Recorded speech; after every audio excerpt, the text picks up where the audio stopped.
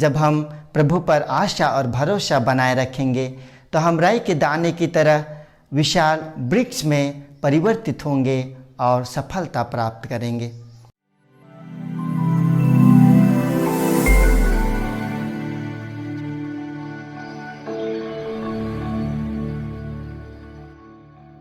लगभग 600 ईसा पूर्व जब बेबीलोन का राजा इस्राएल पर आक्रमण किया और यरूशलेम मंदिर को नष्ट कर दिया, जो इस्राएली जनता का जीवन का अभिअंग था, और इस्राएली जनता को बेबीलोन गुलाम बना के वह ले गया, तब नबी इजेकियल उनके बीच में आशा और भरोसा लाने के लिए ईश्वर के राज्य के बारे में भविष्यवाणी करते हुए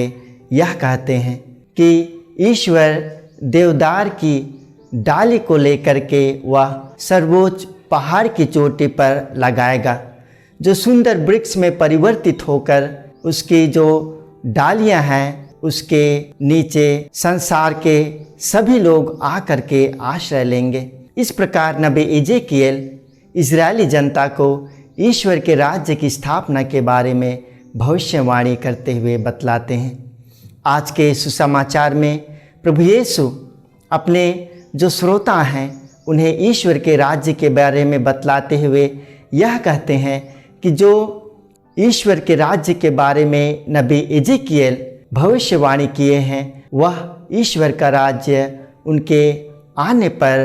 स्थापित हो चुका है। और ईश्वर के राज्य के बारे में प्रभु यीशु उन्हें उगने वाले बीज के दृष्टांत और राई का दाना के दृष्टांत के रूप में बतलाते हैं कि ईश्वर के राज्य का अंत कभी नहीं होगा। उगने वाले बीज के दृष्टांत में प्रभु यीशु कहते हैं कि किसान बीज को लेता है और वह खेत पर बो करके इस आशा और विश्वास के साथ चला आता है कि वह बीज जिसे वह बोया है वह पौधे में परिवर्तित होगा और उसे उत्तम फल देगा। ख्रिस्त में प्यारे दोस्तों, उगने वाले बीज के दृष्टांत के माध्यम से प्रभु आज हमें यह संदेश देते हैं, जिस प्रकार किसान बीज को लेकर के वह खेतों में बोता है, उसी प्रकार प्रभु हमारे हृदय में प्रेम और विश्वास का बीज बोए हैं। और प्रेम का बीज जिसे यीशु ने हमारे हृदय में बोया है उसका फल हम तभी उत्पन्न कर सकेंगे जब हम ईश्वर को जानेंगे, और जब हम ईश्वर को जानेंगे तो हम ईश्वर को प्रेम करेंगे, और जब हम ईश्वर को प्रेम करेंगे तो उसकी सेवा करेंगे और उनके आज्ञाओं का पालन करेंगे। और जब हम ईश्वर को प्रेम करेंगे और उनकी सेवा करेंगे तो हम जो ईश्वर का प्रेम है उसे हम स्वयं हमारे जीवन में महसूस करेंगे, और जो ईश्वर हमारे हृदय में प्रेम का बीज बोया है वह पौधे में परिवर्तित होगा और हमारे जीवन के माध्यम से प्रेम का फल उत्पन्न होगा, जिसे हम लोगों के बीच में प्रकट करेंगे। उसी प्रकार ख्रिस्त में प्यारे दोस्तों,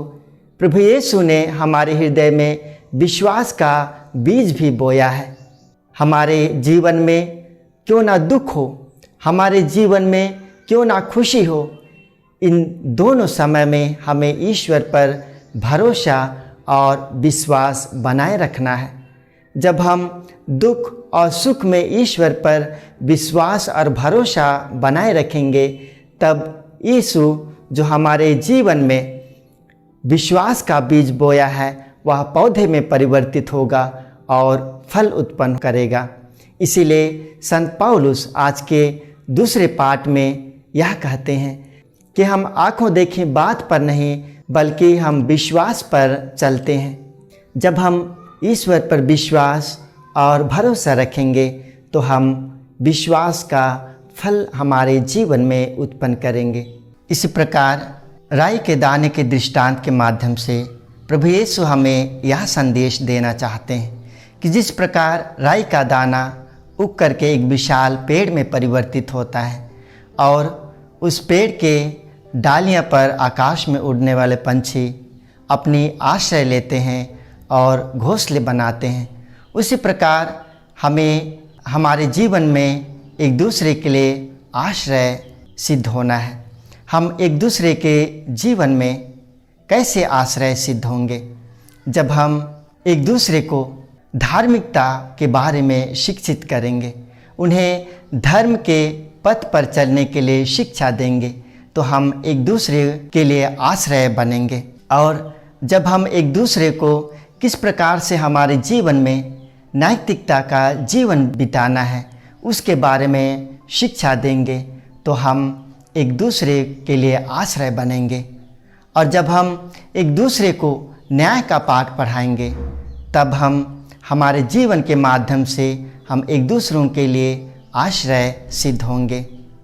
राई के दाने के माध्यम से प्रभु यीशु हमें यह भी शिक्षा देते हैं कि राई के दाने जिस प्रकार के बढ़ कर के वह विशाल वृक्ष में परिवर्तित होता है, उसी प्रकार हमें भी हमारे जीवन में आशा और भरोसा बनाए रखना है। जब हम मेहनत करते हैं अपने लक्ष्य को प्राप्त करने के लिए और हम विफल हो जाते हैं, तो हम हताश और निराश हो जाते हैं। लेकिन प्रभु राई के दाने के दृष्टांत में हमें उन स्थिति में आशा और भरोसा बनाए रखने के लिए कहते हैं। जब हम प्रभु पर आशा और भरोसा बनाए रखेंगे, तो हम राई के दाने की तरह विशाल वृक्ष में परिवर्तित होंगे और सफलता प्राप्त करेंगे। इसलिए ख्रिस्त में प्यारे दोस्तों, आज के पवित्र सुसमाचार के माध्यम से प्रभु हमें यही संदेश देना चाहते हैं कि ईश्वर हमारे हृदय में प्रेम और विश्वास का बीज बोया है, जिसका फल हमें हमारे जीवन में उत्पन्न करना है। और जिस प्रकार राई का दाना उग करके विशाल वृक्ष में परिवर्तित होता है और आकाश के पंछियों के लिए आश्रय सिद्ध होता है, उसी प्रकार हमारे जीवन के माध्यम से हमें एक दूसरों के लिए आश्रय बनना है। आमीन।